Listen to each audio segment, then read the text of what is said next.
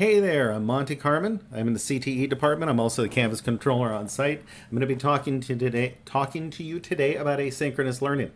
First thing to understand is the degrees of synchronicity and asynchronicity as far as learning is concerned. Synchronous learning is your traditional classroom model where everybody is working on the exact same assignment at the same time. They all turn it in at the same time. The teacher presents it. They have their work time. They have homework, they turn it in. Okay, pretty straightforward. Fully asynchronous learning is learning like you would find on Skillshare or LinkedIn Learning or any masterclass where you have the content available to access. You watch videos, you do reading, you create your assignments. You may or may not have to turn them in, but you are fully working at your own pace.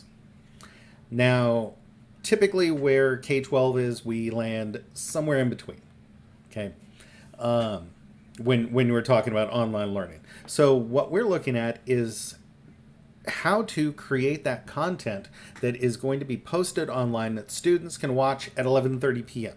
They don't have to watch it while your class is being presented or during what would traditionally be third period. Okay, they can follow it whenever. Okay, and that's what we were going to focus on. Now, the first thing that you're going to need is, well, you need a microphone. If you don't have a microphone on your system, then you're going to have issues as far as creating screencasting. There are a couple end arounds, and I would prefer that you talk to me individually and let's see if we can figure something out. If that is if you don't have a mic set up, okay, but to do what we're working with in this course, you're going to need a microphone. Okay. The next thing that you need on your computer is specific software that will record what's going on your screen. Now, as far as screencasting goes, what it is when you're up at the front of the room and you are lecturing, you're demonstrating, you're creating examples, you're doing a PowerPoint, whatever it is, you are creating something, students are following along, and if they've got questions, they throw up their hand, ask questions, they need you to repeat something, you can repeat it. In this, you don't have the opportunity to answer questions along the way, but they do have the opportunity to pause it and play something again. Okay, so they can pause it and rewatch it as much as they want, just like you can with this video. Now, first thing that you're going to need is software to record the screen. One that probably most of you are going to go with is Screencastify. It's free. It embeds into your Chrome browser, and the files, the files that get saved, your screen recordings, get saved directly to your Google Drive. Okay, so that is the one that I'm going to be talking about. Okay, I personally use Snagit, okay, which TechSmith also produces Camtasia, which has more bells and whistles. You may have heard or used at some point something called Jing, J-I-N-G. That isn't supported anymore because of Flash getting phased out of browsers. Okay, but Snagit is an option. I've purchased Snagit, so I have it for myself. Okay, in searching, I also found Filmora Screen, okay, which appears to have gotten high reviews. I personally haven't used it. There are others out there. I'm not going to say I'm versed with all of them. I found Snagit. I loved it. That's the one that I work with. But I'm going to be demonstrating Screencastify because it's free. The other one to be aware of as far as creating your own presentations is Adobe Spark. Now, as a CCSD teacher, you have full access to the premium version of Adobe Spark, and you can make some fantastic presentations on this. If you're just creating PowerPoints and that sort of a lesson, Adobe Spark is totally the way that you want to go. If you want to embed short personal video messages into it, you can do that through Adobe Spark. Okay, this one I would strongly recommend for that type of thing. If you need to create lessons where you are doing the equivalent of writing on a whiteboard or doing an art demonstration or something along those lines, that one Adobe Spark might not work as well for. Okay, so back to Screencastify. First thing that you're going to want to do is add it to Chrome. Okay, so I'm going to go ahead and click on that, and it's going to come up at the web store. I'm going to click Add to Chrome. I'm already signed in with my CCSD username, and I want to make sure that that's all good. Add extension. Okay, and then you're going to end up with it up there. All right, as you can see, my Google Chrome obviously needs to be updated. All right, so I'm going to pause the video here and then edit into the next phase. All right, so what we're going to work on next, I'm hoping doesn't tear open a hole in space and time, because I'm currently recording using my preferred program, Snagit, but I'm going to be doing it, I'm going to be showing you how to record using Screencastify. So I'm going to be making a recording within a recording, so I don't know if this is going to work. All right, so first up, I'm going to go ahead and click on my extensions up here. You can see what extensions I have on mine. And I'm going to click on Screencastify. So step one, it wants me to sign in with Google. And here it comes up with the option to automatically save videos in Google, which I do strongly suggest you do. All right, so sign in with Google. And here we go. There we go.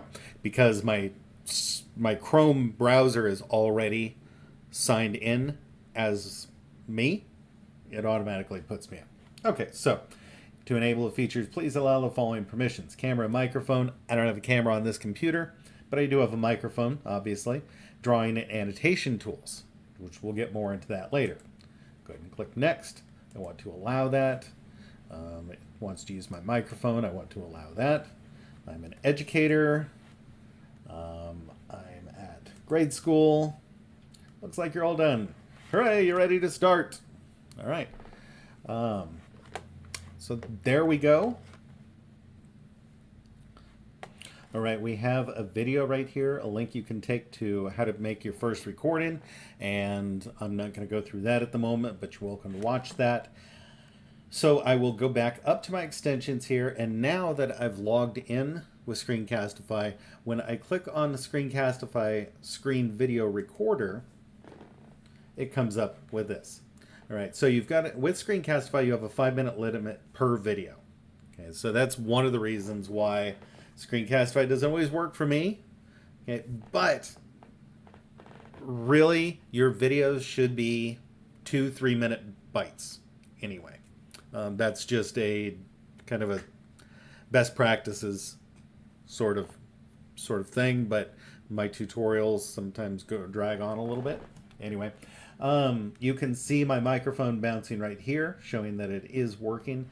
And then you've got your options. Okay, do you want to record what's on your desktop, the webcam only, or what's on your browser? I'm going to choose desktop, because what I've done is I created something in PowerPoint, because I want to be able to show that. And I'm going to go ahead and hit record. Okay, now that is going to open up with this thing on my other screen that you can't see. Okay, it's going to open up this window inside that, because you can't see it because I have two screens going on. I dual monitor, so I've got two monitors that are playing information, and what it's prompted this up is showing on the other screen. Not a big deal. So I'm going to choose what's going on in screen 2, and I'm going to say share. And then you see this countdown happening. Now, this countdown started, and probably before I wanted to bring it up, I probably wanted to have this up and ready to go. Okay, so here's my presentation. So I would be presenting this. This is a PowerPoint on creating asynchronous learning. Go ahead, click to move to the next screen. Okay, the synchronous learning spectrum, there is a spectrum to the approaches of learning. I covered this earlier in the video, but fully synchronous is the traditional classroom model where all the students are working on the same thing at the same time. The teacher presents, models, demonstrates, answers questions. Students work independently or in groups, and then they submit their work at the end of class or by the due date. Fully asynchronous learning is online. Okay, so down over here, it's fully online. Now that's one of the benefits that you get here is I can move the mouse around and say, look, it's right here. Okay, but it's fully online. Skillshare, LinkedIn Learning, Masterclass, various YouTube channels. I started a project on my truck where I needed to change out the drum brakes into disc brakes. And I found it on YouTube. Okay, and there's no due date. I do it whenever I want. And there's no grades. Okay, so that's fully asynchronous learning. K-12 and higher ed, we're going to fall somewhere in between. And in ours, there do need to be due dates because we have grades, we have accountability. Okay, we have to be able to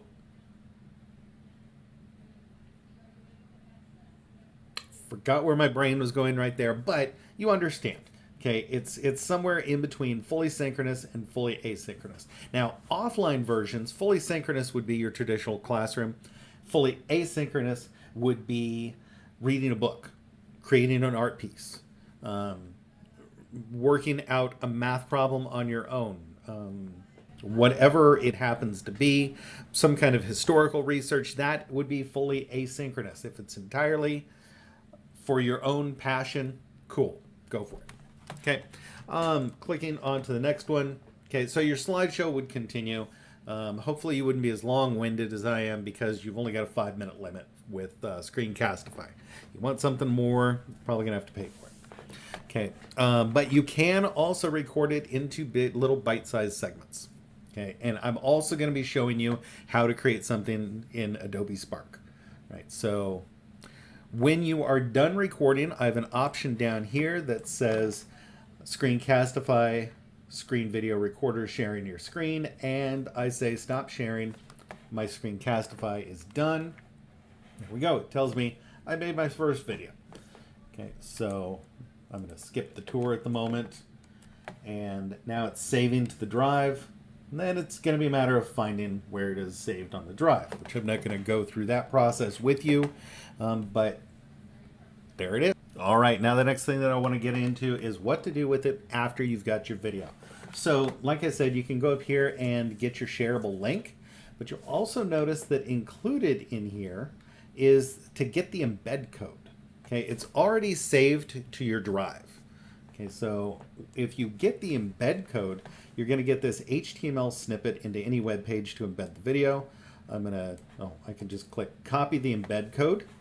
And now if I go over here to Canvas, I've got a page already set up called Asynchronous Learning Video. All I did was just create a page.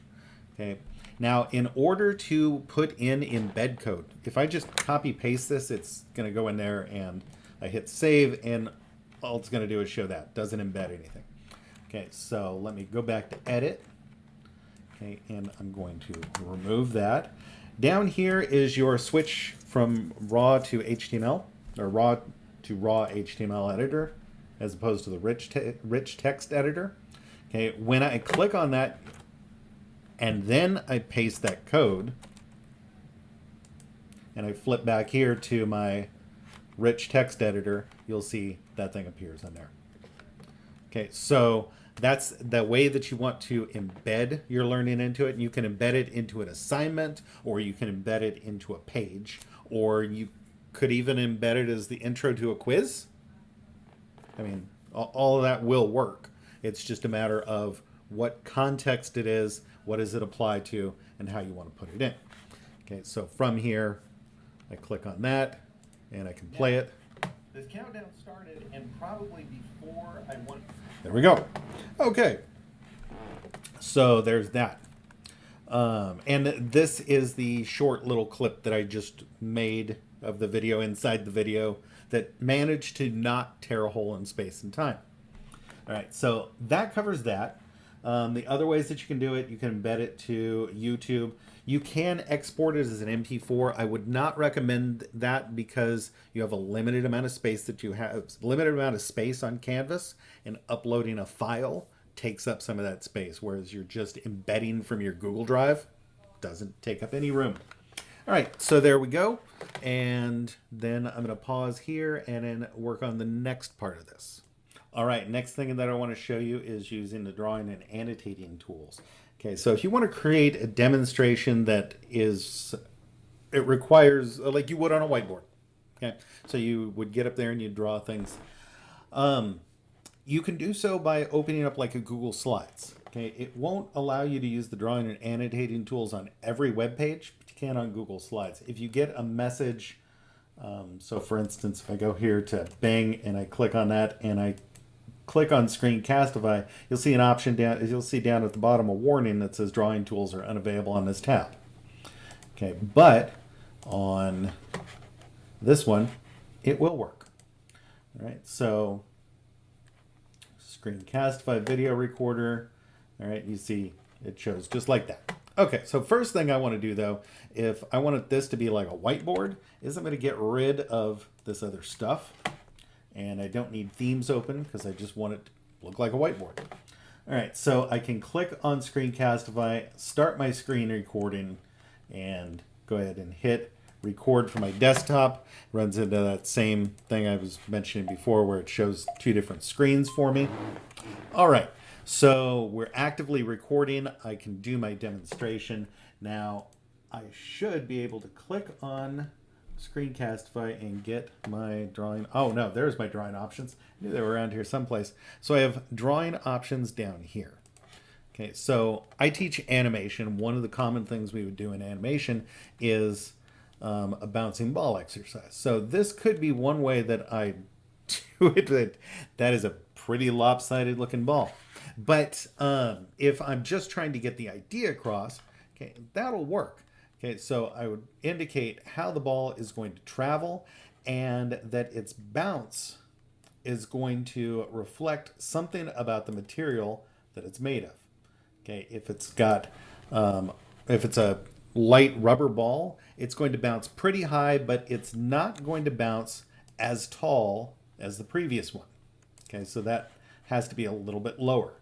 Okay, and then progressively get lower and lower as it works its way down. Whereas a ball like a bowling ball, okay, that one, might draw that one up here. Okay, when we throw that one, it's going to fall and its bounce is probably going to be a little bit more like that. Okay, so that's how I could demonstrate using the drawing tools. Okay, you can go in here with an eraser, you can modify the colors of it.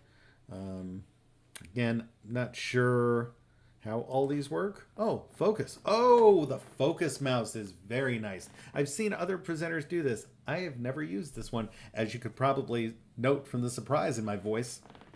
Okay, but there we go. Can pause recording, hide tools. All right, so let's go ahead and pause my recording there. Get off of this. Okay. Oh, that's right. My controls were over on the other screen. I forgot about that. I was like, how do I stop it? Okay, it's because my controls showed up on the other screen. And there it is. I stop sharing. And there we go. So now you can see it putting together the... There we go. You can see me drawing as it's going and piecing this together. And same thing with sharing and embedding as you did before. All right, last thing that I want to get into showing you is working with Adobe Spark. Now, like I said, if you've got just a presentation you're trying to do, Spark is really a good option, okay? As teachers, you guys all have access, and actually all teachers and students within CCSD have access to the premium version of Adobe Spark. So that includes additional templates, fonts, images that the free account doesn't get. Okay, so here's what you need to know. First, you're going to have to sign in. Okay, so on the upper right, so at spark.adobe.com, you will see the sign in over here on the upper right. I'm going to go ahead and click on that one. And when this comes up, you are going to choose to log in with school account. Okay, from here, you just need to fill in the nv.ccsd.net. That is our enterprise account ID. And then you're going to click continue. And from here, you're going to get your enterprise login. And that you're going to log in using your AD. Students will also log in using your AD. So you can also have them create Adobe Spark assignments. So instead of having them do the traditional present at the front of the classroom, they can create Adobe Spark presentations that you can then post onto the classroom, or they can share onto the classroom through discussion pages, so that everybody in the class can see it. I'm not sure why this is going so slowly. There we go. Okay, so from here, I already logged in once. So from the login page, you would then put in your AD login and password. Okay, so username and password. Okay, and that's going to get you over to here. Now, you got an option right up here with slideshow. Now, the very first time you log into Spark, it's probably going to look different. Okay, you're not going to have recent projects, and I think it prompts you to start making a project or something like that. I'm trying to remember from way back when. Okay, but what I'm going to do is just click on slideshow, and from here, just going to skip that, and you're going to pick story template. Okay, so I'm just going to choose teach a lesson. Okay, it doesn't matter all that much. All it's going to change in the different templates is what it provides you down here at the bottom. So as far as teaching a lesson, I now get these prompts: an overview, a concept, example, explanation, you try it, and a summary. Okay, so on page 1, and if you need additional pages, you just click the plus here. Adobe Spark is pretty straightforward. If you see a plus sign on it, you can work with it. Okay, any of these buttons you can work with. Okay, so to begin, and look, you can now send it to Canvas assignments so they can share it directly to a Canvas assignment. The main thing that's going to work differently, just as a heads up, the main thing that will work differently if you really like doing Google Slides and collaborative work and students working together on a presentation, they can share an Adobe presentation back and forth, or Adobe Spark back and forth. The problem is only one person can be working on it at a time. So somebody has to log out of it before the next person can work. Okay, so that's one of the drawbacks on Spark, that last I heard they're working on fixing it. I don't believe they have yet. I haven't tested it, so couldn't say.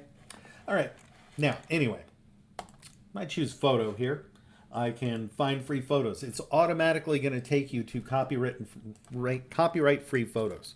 Okay, so let's just look up tech, and it's going to pull up results from Unsplash. I can sort that to results from Pixabay or results from Bing. Okay, and let's just drop this guy in there, and then I'm going to hit the plus and hit icon.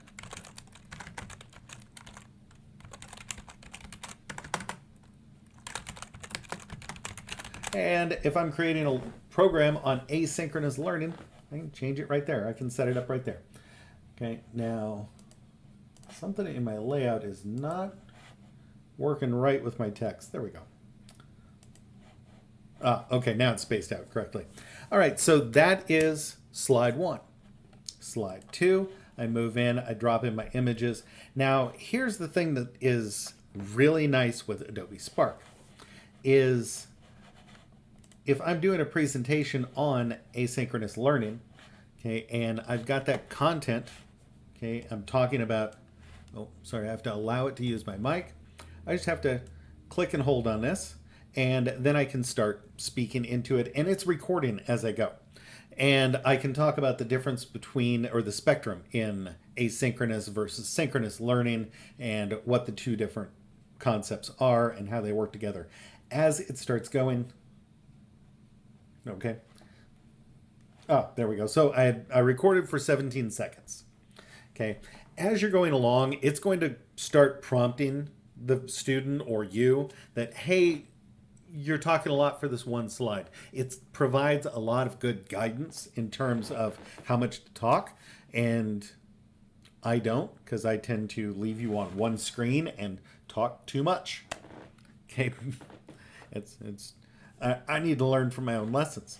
But this is a great resource for creating presentations. It doesn't work as well with demos, but if you're just trying to create a presentation on a topic, or if you're having students create presentations on topic, Adobe Spark is fantastic.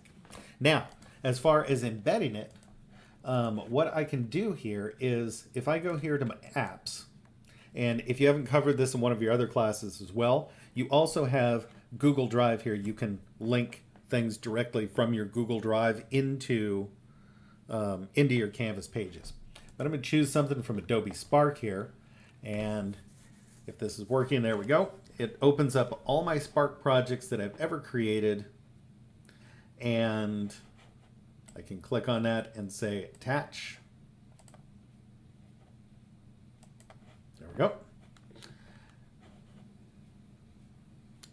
And there we go.